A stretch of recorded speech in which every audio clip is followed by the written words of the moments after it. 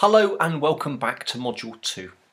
We're on part 3 of Module 2 now, where we're talking about content and copyright. We had a quick look at reliability of digital content in the last video, and now I'm going to introduce you to 7 things that you didn't know about Wikipedia.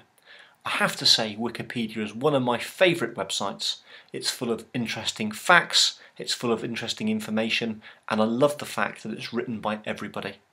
It's one of the reasons why I find it strange that some schools and educators ban Wikipedia and say that students shouldn't use it, when of course what we should be doing is we should be teaching them how to use it properly. In particular, I think it's also fair to remember that Wikipedia is actually pretty accurate, particularly when perhaps you compare it to other traditional encyclopedias that might not be up to date. Some research from the University of Colorado suggests that Wikipedia is as accurate, if not more accurate, than similar articles that are written on paper. The great thing about Wikipedia, it even admits from time to time that it might not be accurate. Littered all over Wikipedia are these little orange banners that say things like, "This article reads like an advertisement," "This article contradicts itself," "This article contradicts another article," "The factual accuracy is disputed." Now you just don't get that in a traditional paper encyclopedia. Our challenge is to warn students to look out for these banners so that they can make up their own mind about the accuracy of an article or not. We should also help them about some of the difficult words and terminology so they understand what things like contradict, accuracy, disputed and verification mean. Have a think about that and work with your students to try and spot these different banners. The second thing about Wikipedia is it's actually pretty up to date. I can guarantee that if you went to your school library, probably your encyclopedia in there isn't from 2015. It might be a year old. In some schools that I've been to, it's 10 or 20 years old, because paper encyclopedias are expensive. And they've been replaced a lot of the time by digital online versions. The other thing about Wikipedia is it instantly updates itself because it uses the power of the crowds. In 2011, I was teaching a geography class and I couldn't believe how quickly an article got online about a really large earthquake in China. It just wasn't available via any other source in encyclopedia form. It really was quite impressive.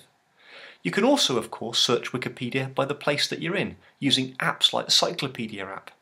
Again, location here is important. So you're around and you can use the augmented reality app here to deliver you information via Wikipedia.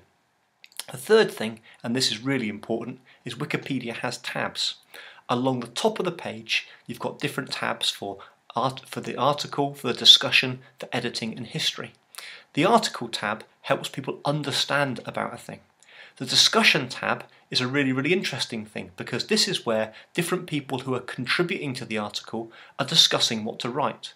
This is a great tab to help students analyse the information to see whether it's accurate or not. There's also the revision history page.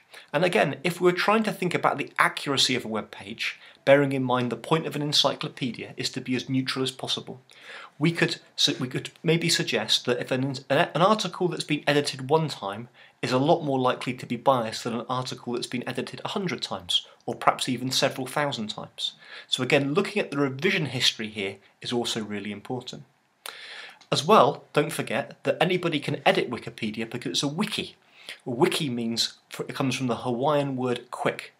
And one of the things I often say to educators is, why don't you have a go? If you found a web page that might not be accurate, why don't you edit it itself? And then we can actually encourage students to create content. Now, for those of you that followed what I was talking about there, it doesn't take you much to sort of think about actually different types of higher order thinking skills. And again, we can use Wikipedia to develop some of these things by exploring the tabs. From understanding an article, to analysing it, to evaluating the accuracy, and then once we've understood, analysed and evaluated, we can actually then start to create our own content as well. It really is quite powerful stuff. The next thing about Wikipedia is it's available in lots and lots of language, 282 languages to be precise. The most popularly translated article is the one on gold. Now that in itself is quite an interesting thing for you and your students to think about. The next thing to know about Wikipedia is that it's really easy to reference. All you have to do is go to the left-hand corner of an article and to click on the Reference tab. Here it will generate a reference for you which you can cut and paste into some kind of report. However, It's all very well to reference Wikipedia, but really perhaps you should be thinking, is it appropriate to be referencing a tertiary source like an encyclopedia as the sole source of information? Of course, you can follow the links at the bottom of a Wikipedia page to actually get back to the original source. The sixth thing that perhaps you didn't know is that you can turn Wikipedia into a book or an e-publication. Again, all that you have to do here is in the left-hand menu in the print export function, you just click on create a book.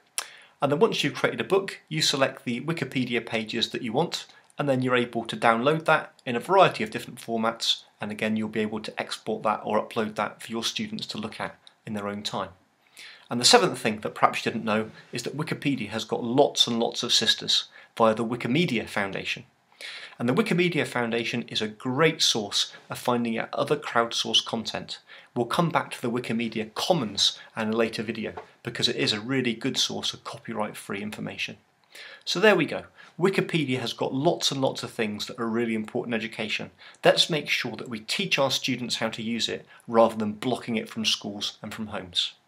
Have you got any top tips for using Wikipedia? Perhaps you could share them in the discussion forum so that I can learn a little bit from you. Post them on Facebook or use the Twitter hashtag to share what you've learnt. See you in the next video.